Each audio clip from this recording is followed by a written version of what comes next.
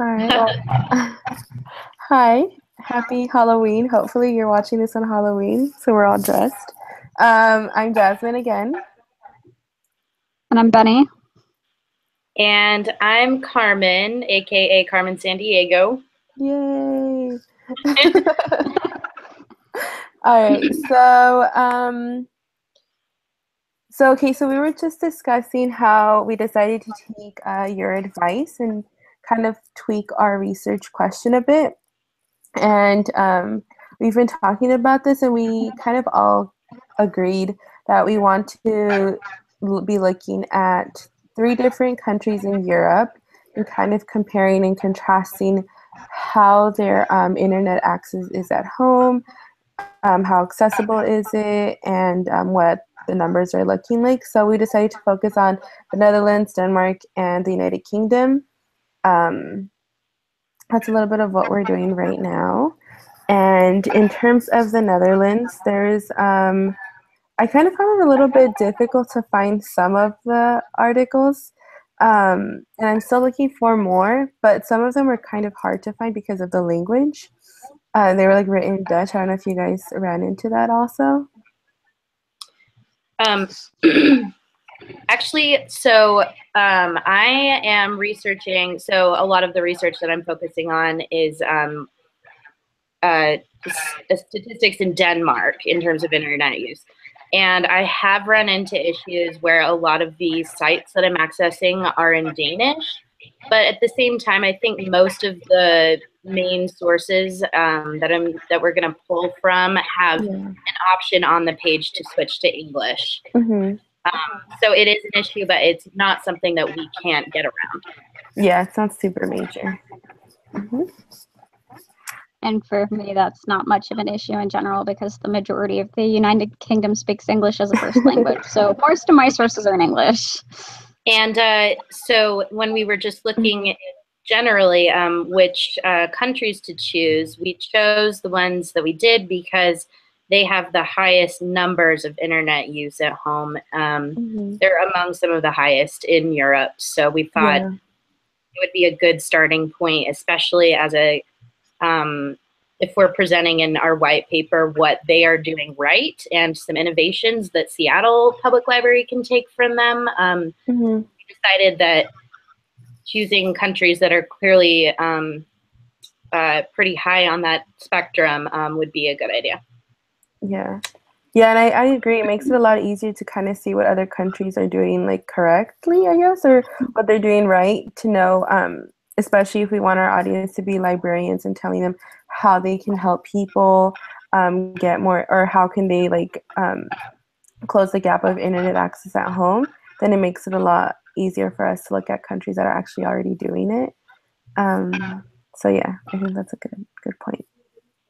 I think it's important to acknowledge too that the countries we've chosen are primarily Western Europe and Scandinavia, and we don't really have much from other areas of Europe. So I think that says a lot about kind of how regional this is. Like, it's not something that we see here in the States very much, and it's not really something that's seen in a lot of other areas of Europe as well. And it's kind of these areas that are pretty close together in close proximity that are primarily up as high as they are. So I guess some of our future data that we're kind of going to start looking for is kind of seeing what the Seattle Public Libraries are doing.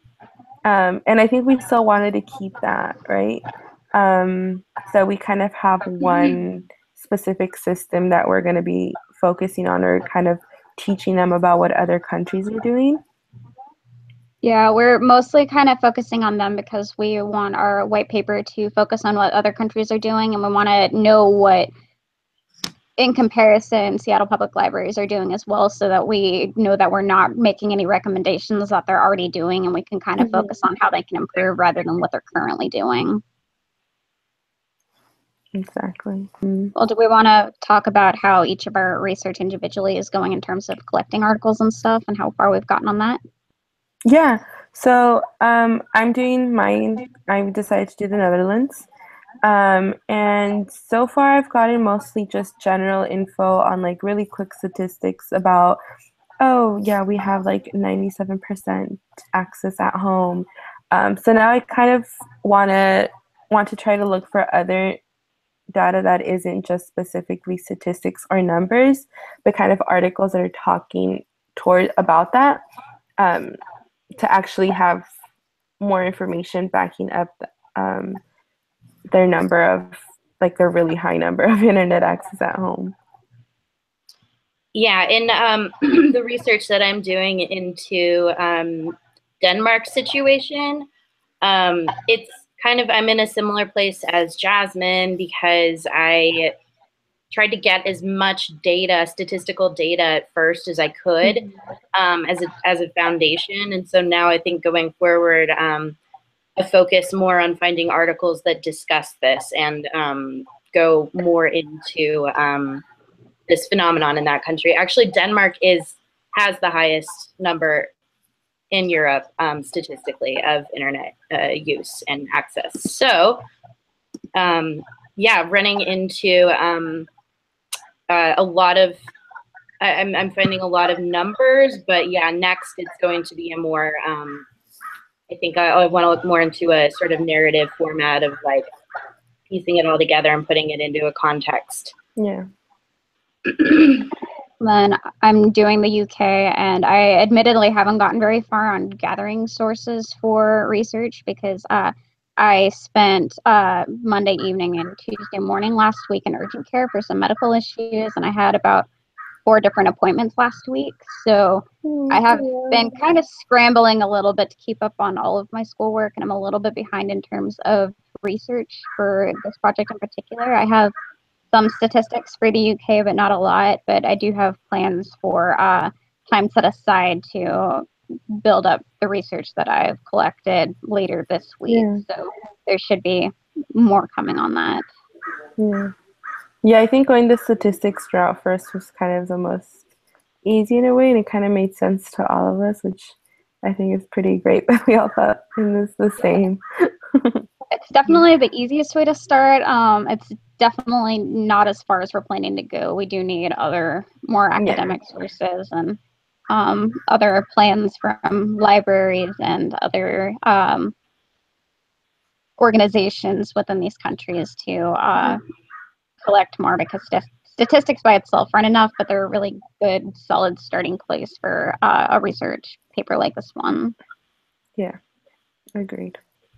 Yep. Well, I think that's kind of like a really good overview of where we're at right now, and also like where we plan to kind of do more research on, like looking at the Seattle Public Libraries and kind of further investigating our own designated countries.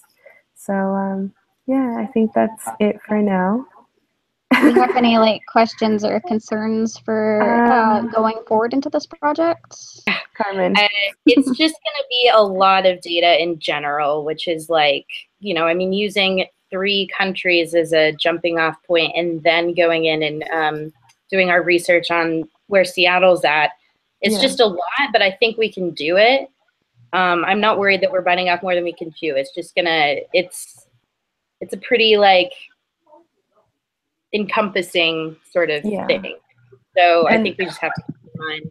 Yeah, and I think that kind of leads into what I was going to ask, if there's any kind of suggestions of how much data might be too much data. Because for us, we might think that, oh yeah, it's great, but if there's any suggestions on that, like if you might have a little bit too much, then it would be good to know what we should cut down on. But yeah, definitely we won't stick only to statistics. We will be looking for other articles to balance it out. Also, any kind of suggestions for other kind of resources that we could use that we're maybe not thinking of right at this time would be really helpful as well. Okay. I think that's about it, and happy Halloween. We hope you have a great time. Bye. Bye.